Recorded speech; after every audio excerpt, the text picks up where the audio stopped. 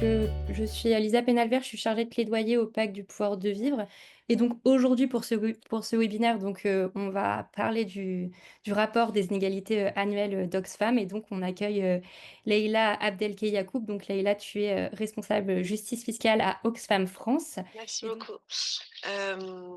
Oui, donc, comme tous les ans, on vient de sortir un rapport avec Oxfam à l'occasion du Forum Davos, un peu pour porter une contre-voix dans ce Forum économique mondial. Tous les ans, on profite de ce moment-là pour faire le point sur les inégalités mondiales. Et à Oxfam France, on fait à chaque fois au même moment ce qu'on appelle un Focus France, où on reprend les mêmes données, le même narratif se focalisant sur notre cas français dans son contexte. Cette année, c'était particulièrement intéressant parce que c'est sorti au moment aussi de l'investiture de Donald Trump, avec ce contexte très particulier et très lié à la question dont je vais vous parler, qui est l'enrichissement des ultra-riches, des milliardaires et l'accaparement du pouvoir euh, qui va avec. Euh, Cette année, une des particularités fortes pour nous, ça a été de noter qu'il y a une augmentation de plus en plus rapide et en fait inquiétante de la fortune des ultra-riches dans le monde, de manière générale. Euh, Ce qu'on a observé, par exemple, c'est que la richesse des milliardaires cette année, là, en 2024, a augmenté 3 fois plus vite qu'en 2023. Elle a augmenté de 2000 milliards de dollars. Dans cette même année, dans cette même fortune, on a 204 milliardaires de plus. C'est l'équivalent, en un an, là encore, c'est l'équivalent de 4 personnes de plus par semaine, dans un contexte qu'on connaît qui reste très difficile socialement partout euh, dans le monde, notamment en France. Dans le monde, on observe que le nombre de personnes concernées par la pauvreté stagne globalement à peu près depuis les années 90, dans ce contexte où l'ultra-richesse, elle, non seulement continue d'augmenter, mais de manière concentrée sur en fait une poignée de personnes qui ont des fortunes vraiment monumentales. C'est parfois difficile euh, de réaliser l'ampleur des montants dont on parle.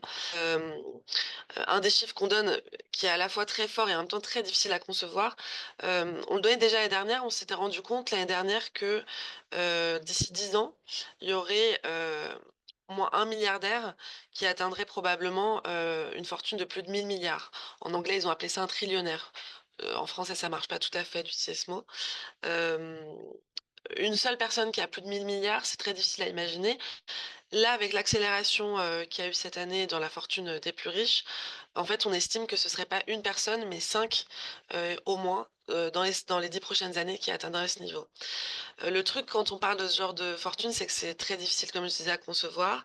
On essaie souvent de faire des comparaisons pour rendre ça plus tangible. Pour être honnête, les comparaisons sont de plus en plus difficiles maintenant à faire quand on parle de ce genre de montant-là. Euh, donc, un des exemples, par exemple, qu'on donne cette année, c'est que pour essayer de se rendre compte, c'est que même si une personne avait économisé 1000 euros par jour depuis l'apparition de l'humain sur Terre, il y a plus de 300 000 ans, en fait, cette personne n'aurait toujours pas autant d'argent qu'un des 10 milliardaires les plus riches du monde aujourd'hui.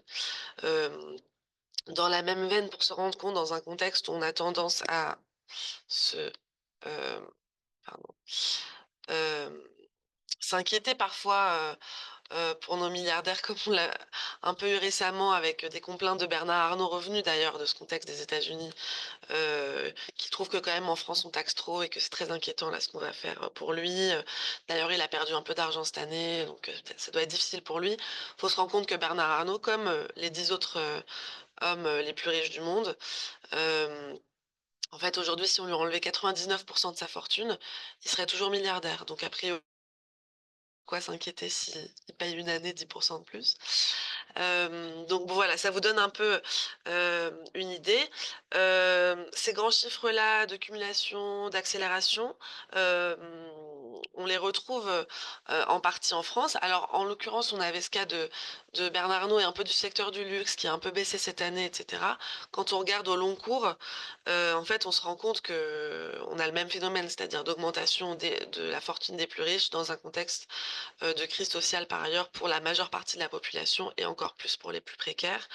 On se rend compte, par exemple, que depuis 2019, la fortune des milliardaires français a augmenté de plus de 24 milliards d'euros. Au total, c'est l'équivalent de plus de 13 millions d'euros par jour. Aujourd'hui, dans la même veine, en France, une personne qui fait partie des 1 les plus riches gagne en seulement 6 jours ce qu'une personne parmi les 50 les plus pauvres, c'est-à-dire la majorité de la population, gagne en un an.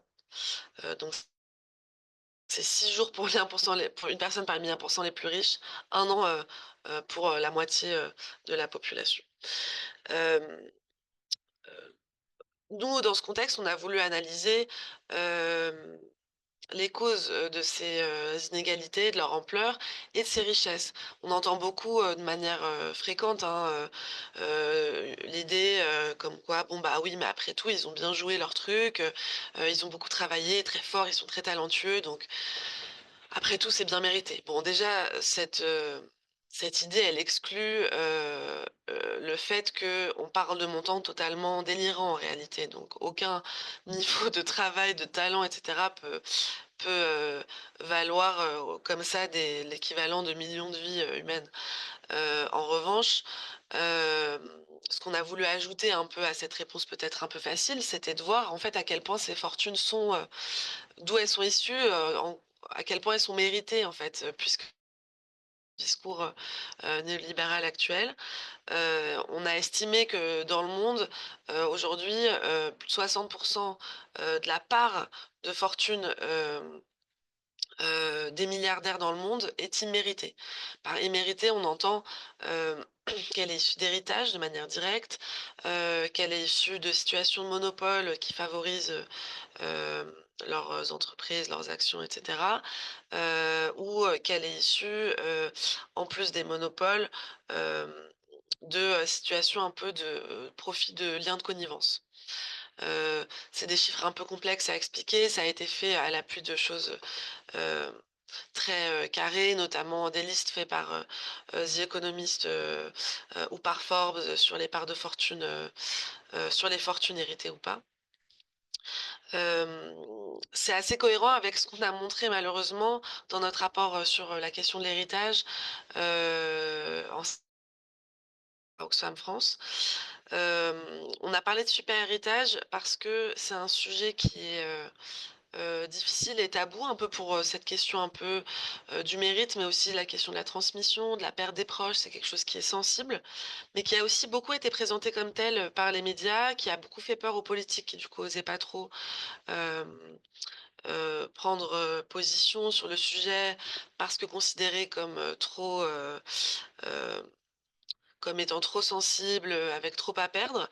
Le problème, c'est que cette peur-là, alors qu'en fait aujourd'hui, la grande majorité, des gens héritent pas ou très peu, 87 des gens héritent moins de, 100 000 €, ce qui, normalement, dans la plupart des cas, est couvert complètement par un abattement, ce qui donne en moyenne, en réalité, une, taxation plutôt autour de 5, ce qui paraît pas délirant. Il y a des situations d'injustice dans le système, de tax mais de manière majeure, ce qu'on a constaté, c'est que tout ce narratif-là, il protège, des ce qu'on appelle des super héritages, d'une taxation correcte et du fait de pouvoir s'attaquer un peu au problème. Aujourd'hui, c'est une question à la fois au niveau mondial et français. On est dans un moment, de transmission, hem, de fortune, de toute la génération des baby boomers, qui en fait est une génération qui a accumulé beaucoup plus de fortune de manière beaucoup plus concentrée que les générations précédentes, qui est en train de les transmettre peu à peu, à leurs héritiers, avec, des taxations très faibles et notamment, spécifiquement, ce qu'on appelle les super héritages. En France, on parle du 0 top 0,1 qui gagne plus de qui, hérite pardon de plus de 13 millions d'euros en moyenne. Donc on est de quelque chose d'assez loin de ce qu'on pourrait imaginer de: «Oui, mais si un jour j'hérite, de la super maison de ma tante et cetera». A priori, quand on hérite de 13 millions d'euros, délirant à personne d'avoir à payer une part, même importante d'impôt dessus.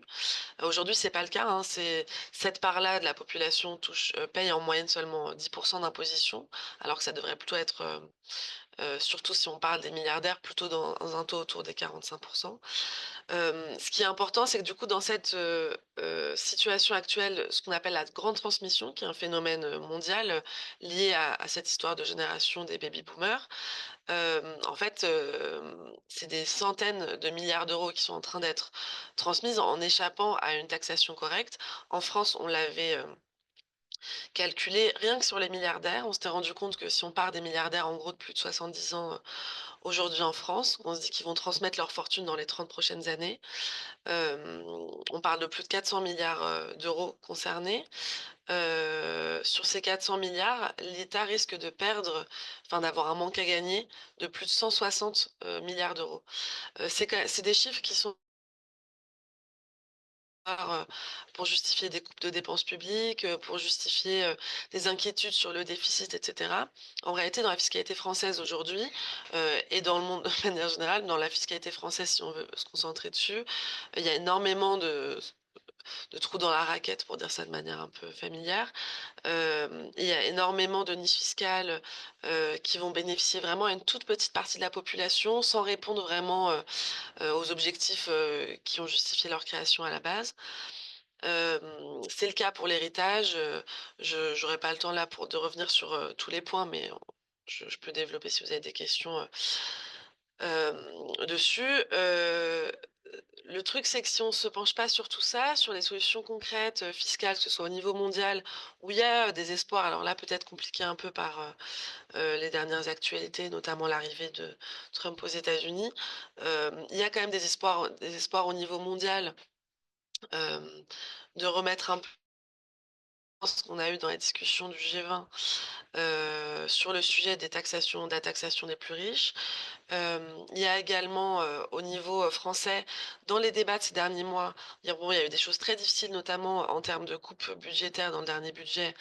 Il y a aussi eu, ce qui je pense est quand même un signe, heu, d'une façon aujourd'hui un peu inévitable, hem, pour, les personnes au pouvoir de devoir s'attaquer à la question des inégalités, c'est qu'il a été inévitable, y compris pour des gens qui étaient pas forcément favorables à ça initialement, de, proposer dans le budget, même si c'est un budget dur, pour les dépenses publiques et les services publics, de proposer malgré tout un peu des meilleures taxations, un peu des petits moyens de taxer quand même, ne serait-ce qu'un tout petit peu les plus riches, les grandes entreprises, dans un contexte où en réalité, ça fait des années qu'on baisse ces taxations-là, et où du coup, le manque à gagner est en fait, énorme. Mais n'empêche qu'aujourd'hui, ça devient vraiment très difficile à éviter, hem, cause, hem pour les raisons que je vous ai données, heu, pour j'espère en partie, grâce au discours qu'on tient tous collectivement, de manière récurrente, mais malheureusement aussi, je pense, à cause de l'ampleur, des inégalités, de la crise sociale qui deviennent tellement, effarantes que c'est très difficile de les ignorer, même pour, des personnes, dont ce serait pas le premier objectif politique, de s'y atteler.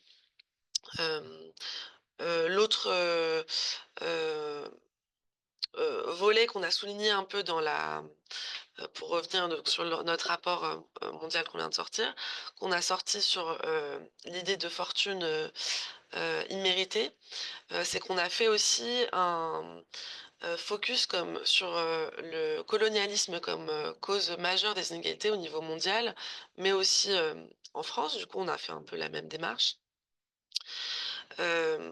Là aussi, en fait, en se concentrant sur, un point, qui est toujours de se dire, «Ah mais après tout, ils ont bien mérité leur fortune, ils ont bien travaillé».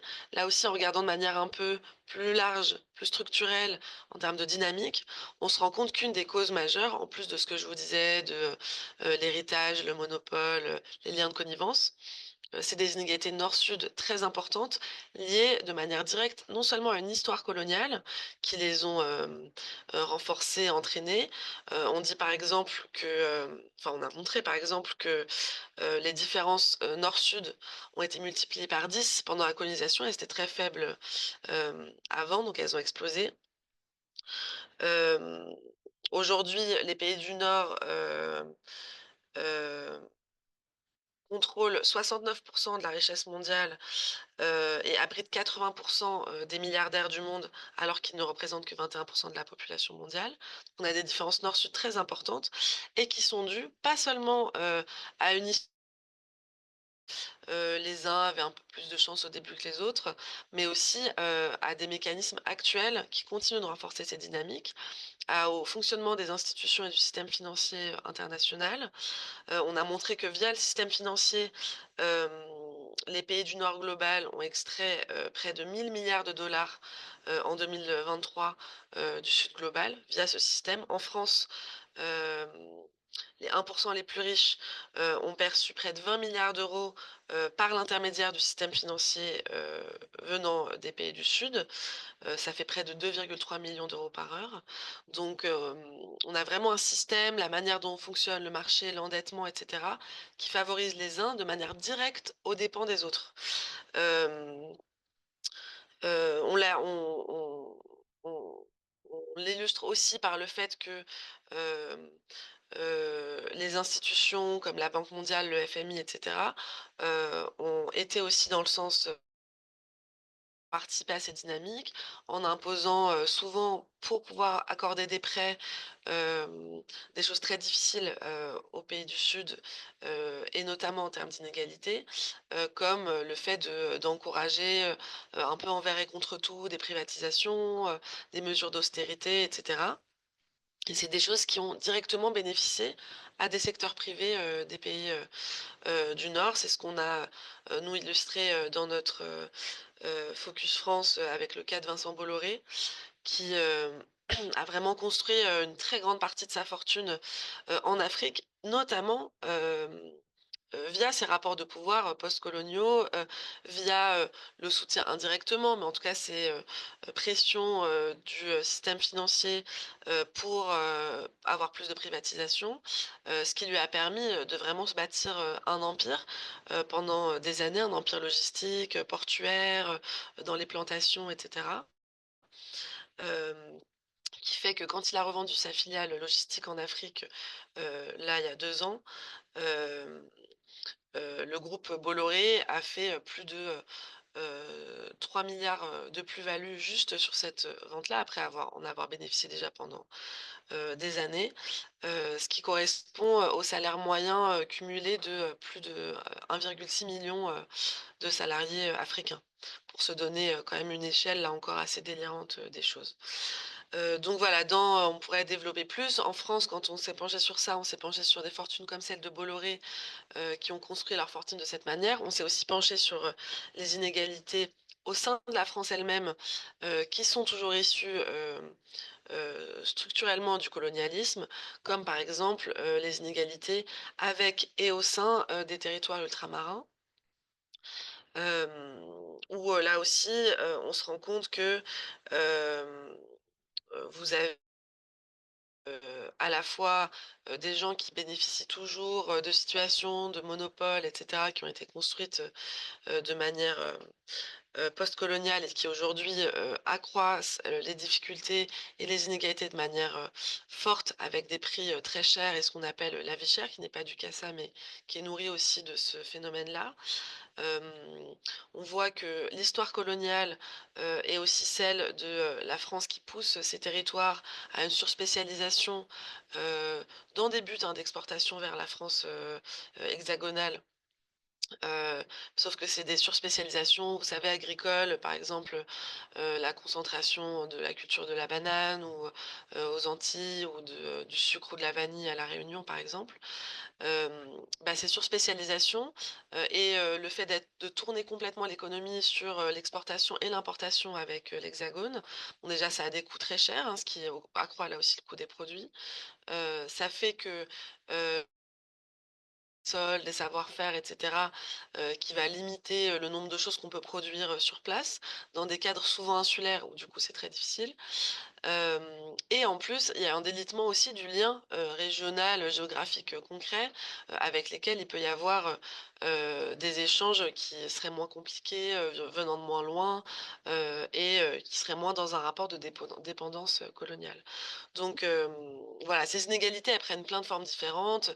Hem Elles sont aussi très, genrées, par exemple, elles sont liées à plein de choses. Parmi ces grands points, nous, cette année, on s'est beaucoup concentré sur le côté colonial, et sur l'idée de fortune imméritée. Hem, voilà, avec la question aussi de l'héritage sur laquelle on peut revenir, si vous avez des questions, qui est liée aussi, tout ça est aussi très lié, pour un peu conclure, au, contexte, budgétaire parce que c'est des qui est notre contexte, enfin d'actualité, en ce moment, dans lequel on nous répète beaucoup, qu'il y a pas assez d'argent, que c'est très difficile. On a encore entendu des grands patrons comme Bernard Arnault, qui est quand même, la personne la plus riche du pays, et une des 5 personnes les plus riches du monde entier, qui trouve quand même qu'il est trop taxé. Bon, apparemment, ça ne l'a pas empêché de bâtir toute cette fortune, hein. Mais dans ce contexte-là, on a aussi voulu, mettre en perspective en rappelant, par exemple, qu'aujourd'hui la fortune des milliardaires français, hem, si on la prend à elle seule, il en suffirait moins de 10. Donc moins de 10 de la fortune des milliardaires français, elle suffirait à répondre, aux, 50 000 d'économies attendues par le gouvernement. Alors c'est pas une mesure en tant que telle, c'est pour se donner un ordre de grandeur. On a plein d'autres mesures, comme avec notre manifeste fiscal, et avec les mesures que vous connaissez, qui sont celles, qu'on a en commun, du pacte du pouvoir de vivre. Dans le manifeste fiscal, on chiffre quand même à plus de 101 000 ce qu'on pourrait récupérer en un an avec une fiscalité et qui épargne totalement, les 70 de la population, les moins riches. Donc il y a des solutions concrètes qui existent. Il faut sortir de cette idée, de mérite, ça je sais que vous le savez, déjà. Hem Et surtout, il y a des causes extrêmement injustes en plus, à ces inégalités, que ce soit, vraiment l'histoire, le colonialisme actuel, hem, l'héritage qui a une part de plus en plus importante. En France, on avait quand même montré qu'on était passé, dans une part, dans, comment dire? Dans le patrimoine total, du pays, de 35 de parts qui venaient de l'héritage à plus de 60 entre les années 70, et aujourd'hui. Donc c'est une part qui est de plus en plus importante, hem, voilà, qui me remet tout ça, un peu, en question, en perspective. J'espère que c'était assez clair. J'ai essayé de vous dire tous les chiffres importants, donc c'était peut-être un peu, fouillis. J'espère que voilà. Je sais pas Merci si beaucoup vous Leïla. avez des Si, ça questions? écoute, ça a l'air d'être assez clair. Il y a pas mal de questions, dans plusieurs, enfin sur plusieurs Oui. thématiques. Peut-être comme tu viens de terminer sur l'héritage, je reboucle sur ça. Il y a une question, il y a quelqu'un qui demande si tu as des exemples de niches fiscales justement concernant les super héritages? Oui, oui, bien sûr. Alors, il y a plusieurs niches, fiscales sur lesquelles on s'est concentré, dans le rapport. En réalité, il y en a beaucoup plus.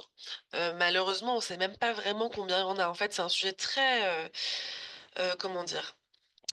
Très dense, très complexe, ce qui, en réalité favorise, comme souvent, la fiscalité, des ultra riches parce que c'est eux qui vont pouvoir se permettre, d'embaucher, des gestionnaires de fortune, des fiscalistes et cetera, qui vont trouver toutes les petites astuces. Alors que pour le grand public, c'est quasi invisible. On n'est même pas au courant que ça existe pour la plupart, des niches fiscales. Donc les plus importantes, nous, qu'on a, soulignées, dont l'analyse vient en partie notamment du conseil d'analyse économique, qui a fait un très gros travail aussi sur ce sujet. Hem, En fait, il y a plusieurs phénomènes. Il y en a un, mais qui à la limite, hem, enfin concerne une plus grande partie des riches, mais qui concerne les riches, c'est ce qu'on appelle les donations du vivant. Dont ça, vous avez peut-être pu entendre parler, ce qui peut être un peu plus présent, dans la vie du commun des mortels, parce que ça va être le fait de pouvoir donner, de l'argent à ses enfants ou ses petits-enfants sans être taxé de son vivant. Donc c'est 100 000 € pour, les parents, enfin de parents vers enfants. C'est 100 000 €, sauf que c'est 100 000 € par parent, par enfant et tous les 15 ans, possible. Alors peut-être que, vous avez ou vous allez, voir dans votre entourage, des gens qui un jour vont bénéficier de ça, de, leurs parents qui veulent leur transmettre telle somme pour tel projet, pour un achat, quelque chose, où on va être toujours dans cette moyenne de, la plupart des gens qui touchent, en fait, moins de ces 100 000 € dans leur vie. Hem, sur les ultra-riches, vous pouvez très bien avoir un système où vous allez avoir très tôt dans l'âge de l'enfant, tous les 15 ans, une transmission de parent, chaque grand-parent et là, vous pouvez être, en 15 ans à un demi-million, transmis, juste comme ça. Donc, c'est déjà quelque chose qui est très fort parce que ça, c'est on parle de vraiment zéro, aucune taxation. Ça reste sur un des montants quasi raisonnables à l'échelle de un peu délirante parfois du super héritage et de l'ultra richesse. C'est finalement symboliquement, c'est questionnant, parce que vous pouvez avoir ensuite une personne qui va hériter, juste une fois, de 200 000 € d'un de ses parents lors de son décès et qui là va payer plus de taxation qu'une personne qui aura réussi à transmettre 1 million en payant rien. Donc ça questionne et il y a des questions aussi, qui peuvent créer des situations un peu questionnantes ou d'inégalité, d'injustice.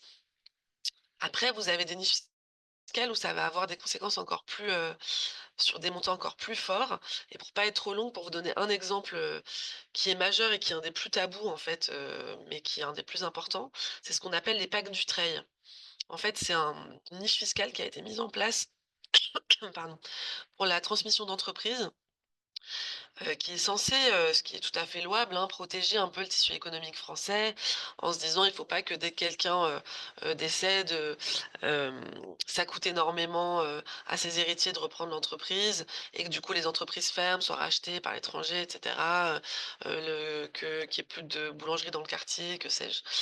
Bon, le truc, c'est que l'exemple du boulanger du coin qu'on peut imaginer ou en tout cas une entreprise qui est dans une petite ou moyenne entreprise ou même un peu plus grande telle qu'on pourrait l'imaginer, c'est une chose. La question se pose, c'est intéressant en tout cas, c'est des choses à questionner, hein, sur ce que doivent devenir, des entreprises, quand les gens qui en possèdent la plus grande part, partent. Bon, déjà, c'est questionnant. Est-ce que, la meilleure transmission est celle aux enfants? Est-ce qu'il faudrait pas trouver, c'est ce qu'on recommande aussi, des moyens de transmettre aussi aux salariés, qui soient plus simples, et plus favorables? Ce qui peut être aussi dans le bon pour le bien-être dans l'entreprise et du tissu économique. Mais là où il y a un problème, disons, encore plus majeur, plus que cette question-là un peu philosophique, c'est qu'en fait, cette niche fiscale-là, alors c'est à certaines conditions, hein, il faut, s'assurer que de garder l'entreprise pendant au moins, je crois que c'est je sais j'ai plus le chiffre précis en tête, mais pendant 2 ou 3 ans.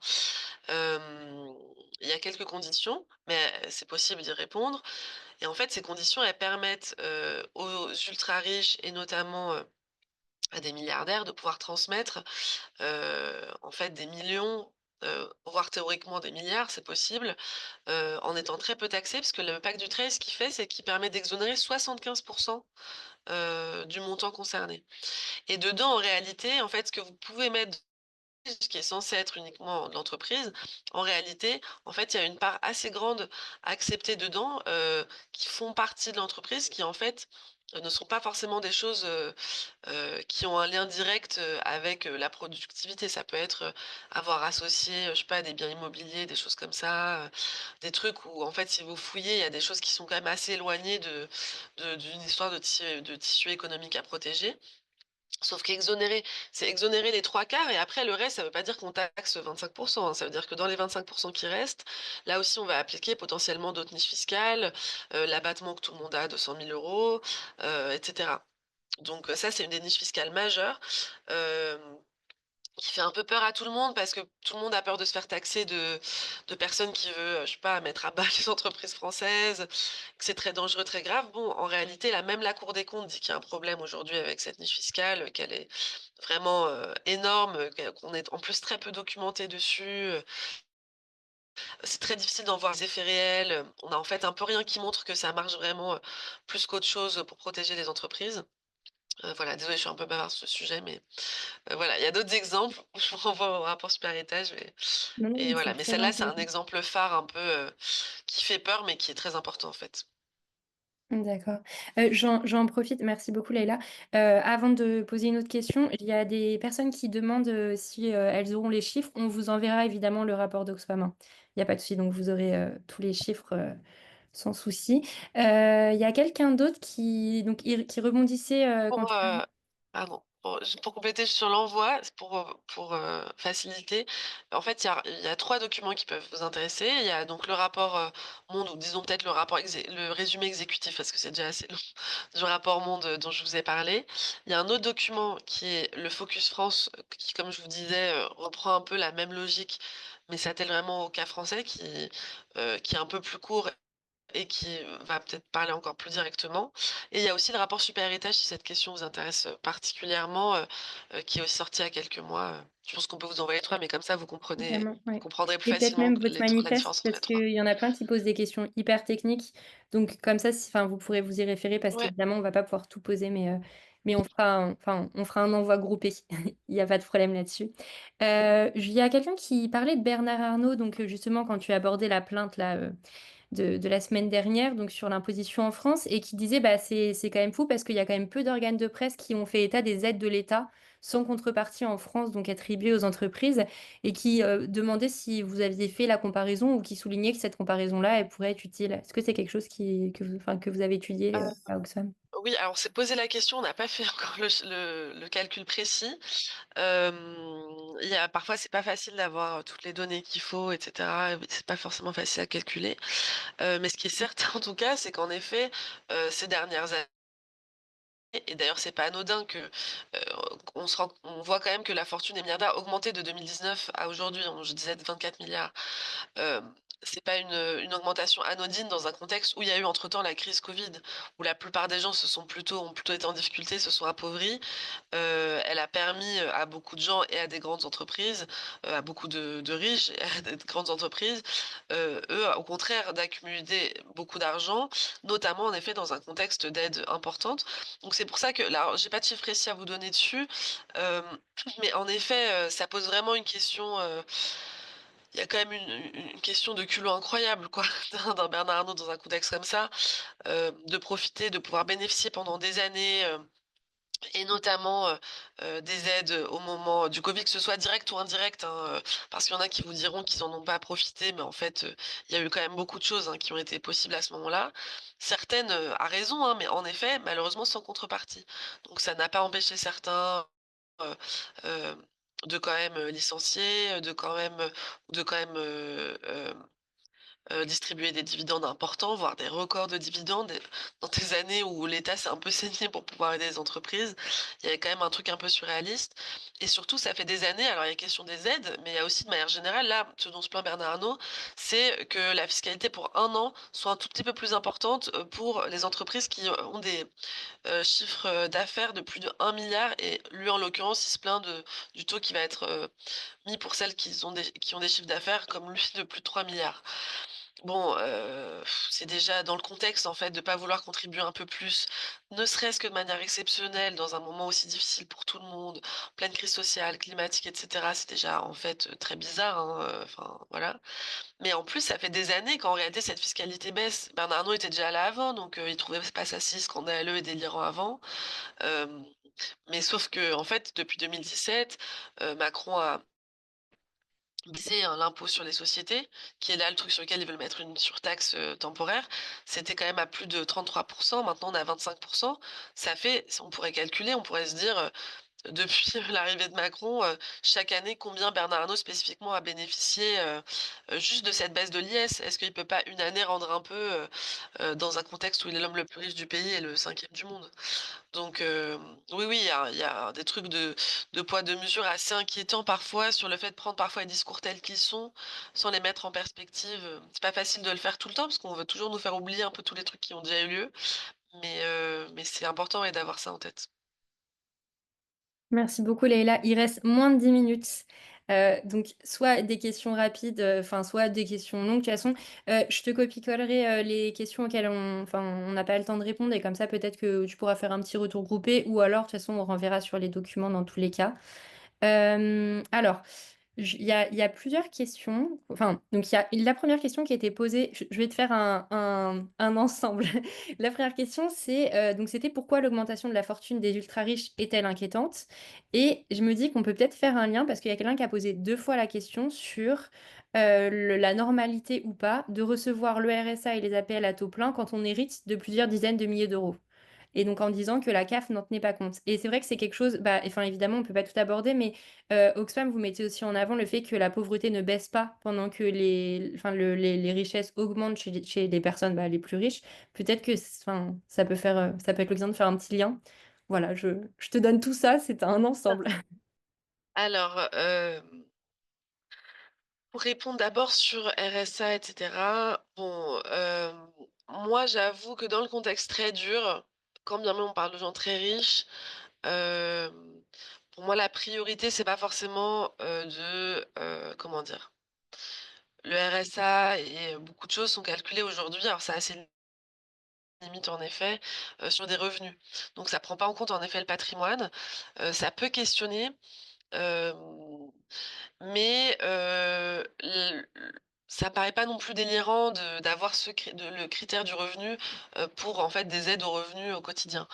Par ailleurs, pour que ce soit en effet pas trop absurde, injuste et cetera, hem et équilibré, en fait, il faut que le patrimoine, lui, soit taxé correctement. En fait, dans un contexte où on peut hériter d'autant en étant très peu taxé, et ensuite en effet en toucher en plus des aides, ça paraît complètement ubuesque. Le problème, je pense, dans ce contexte-là, c'est pas les aides, c'est le fait de pouvoir, toucher, énormément, sans, hem, payer de taxes dessus. Alors est-ce qu'on pourrait imaginer, qu'au-delà d'un certain niveau de patrimoine, on serait plus concerné? Oui, on pourrait, ça me paraît pas délirant non plus. Je pense que c'est pas prioritaire dans le contexte. En fait, on a une telle attaque, de la taxation du patrimoine que commencer à se dire qui doit toucher, pas toucher le RSA, c'est tellement fragile, aujourd'hui, nos aides sociales et cetera, hem, que j'irai pas vers la recommandation d'aller limiter. Par contre, aller voir comment c'est possible que, des gens puissent avoir d'aussi grands patrimoines sans payer leur juste part, ça c'est une vraie question. Notamment après une des mesures, là je parlais de la baisse de l'IS, il y a une des mesures évidemment connues et majeures, c'est la suppression de l'impôt sur la fortune, qui n'a toujours pas été, restaurée, encore moins sans les défauts qu'il avait, hein, qui étaient réels. Hem, voilà et pareil sur la taxation du coût de l'héritage sur laquelle on a plein de recommandations. Et c'était pourquoi c'était quoi l'autre question qu'elle avait avec? C'était Heu, pourquoi est-ce que c'est inquiétant pour ah oui, vous, l'augmentation de cette fortune, pour nous des ultra riches? Et je m'étais dit peut-être faire un point aussi sur, l'état de la pauvreté dans le monde et ouais, en France, enfin voilà, après ouais. En fait, là où c'est inquiétant, c'est que, il y a plusieurs c'est vrai qu'il y a tout un pan dont je vous ai pas forcément là parlé parce que j'ai essayé de faire un peu vite. C'est la question de en fait, de l'accaparement du pouvoir par l'accaparement de la richesse. Là où c'est inquiétant, c'est que bon, en effet, déjà, il y a le lien qu'on fait nous de manière systématique quand on parle d'inégalité, c'est parce qu'on considère que la fortune des très riches, elle est directement en lien avec, la pauvreté des pauvres. C'est-à-dire que, il peut pas y avoir l'un sans l'autre. La Banque mondiale a montré d'ailleurs que, si on s'attaquait aux inégalités, on pourrait, éradiquer la pauvreté de manière 3 fois plus rapide. C'est parce que c'est interconnecté, en fait. Donc dans un contexte où il y a toujours le même nombre de pauvres, mais où il y a une part des gens qui devient aussi riche, ça nous pose directement la question de comment c'est possible que certains puissent cumuler autant, alors que autant de gens sont en difficulté. Hem, Dans un contexte en France, où, comment dire? Là aussi, c'est très interconnecté. On a encore un nombre, de pauvres, enfin, qui est extrêmement important, qui bouge peu ces derniers temps, mais en fait qui c'est presque pire quoi, qui se stabilise à un niveau, catastrophique, hein, à plus de 9 millions de pauvres dans notre pays, dans un contexte où les mesures, politiques qui sont mises en place continuent. Là, on avait des chiffres de l'INSEE sur, 2023. Les mesures mises en place très discrètement, sans trop se voir, enfin les mesures, socio-fiscales de 2023, politiques, hem, elles ont eu comme conséquence, encore une fois, d'enrichir les plus riches, de d'appauvrir les plus pauvres, quasi du même montant. C'est pour des mesures qui sont censées avoir un peu rien à voir, mais c'est quasi en miroir, quoi. Sur un an, quelqu'un parmi, les 20, je vérifie, oui, quelqu'un parmi les 10 les plus riches a gagné juste via les dernières mesures, c'est-à-dire notamment suppression de la dernière tranche de la taxe d'habitation, des choses comme ça, à peu près 280 €, ce qui est peut-être pas grand-chose pour un riche, mais c'est toujours ça de plus. Alors qu'une personne parmi les 10 les pauvres, où là ça peut peser beaucoup, beaucoup plus, a elle aussi, perdu, par les mêmes mesures, notamment la fin de certaines aides ciblées et cetera, en moyenne, 290 €. Donc c'est souvent très lié en fait, sans parler évidemment des dynamiques, économiques, et cetera. L'autre pan, pardon, dont je voulais parler, là où c'est inquiétant pour nous, en plus du côté, un peu miroir entre pauvreté et richesse, c'est qu'il y a l'aspect très concrètement d'accaparement, du pouvoir par l'argent. C'est-à-dire que vous allez avoir quelques personnes aujourd'hui, qui ont des richesses personnelles, juste à eux tout seuls, qui sont supérieures parfois au PIB, d'États entiers, quoi. Heu, Bernard Arnault, on parle quand même on est dans l'ordre des 200 milliards à lui tout seul. C'est quelque chose qui, en fait, pose des questions très inquiétantes quand on sait qu'un Bolloré avec, ses pauvres petits 10 milliards hem, arrive à acheter, autant de médias, par exemple, et que c'est une dynamique, sur laquelle, le suivent de plus en plus d'autres milliardaires. On a, en gros, une dizaine de milliardaires qui possèdent plus de la moitié, des médias aujourd'hui en France. Bah, posséder des médias, posséder des réseaux sociaux, hein, c'est ce qu'on a vu aussi aux États-Unis, ça peut avoir un impact très fort, quand c'est pour servir l'intérêt d'un individu et d'une personne.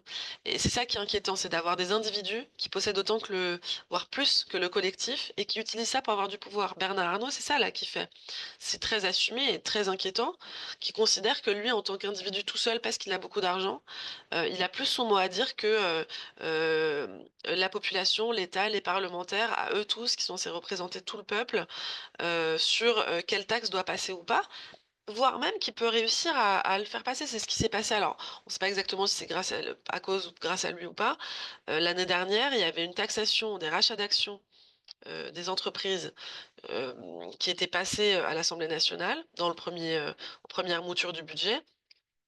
Macron avait dit que de toute façon les rachats d'actions, c'était, un problème, et cetera. Était sorti dans la presse, dans Le Monde, que quand même Bernard Arnault était hyper mécontent de cette nouvelle taxe, et d'ailleurs qui mettait dans la balance, ses financements des jeux olympiques, qui remettait peut-être en question, et cetera. Financement des jeux olympiques qui lui ont offert une pub incroyable par ailleurs, hein, donc voilà, qui l'ont pas particulièrement appauvri.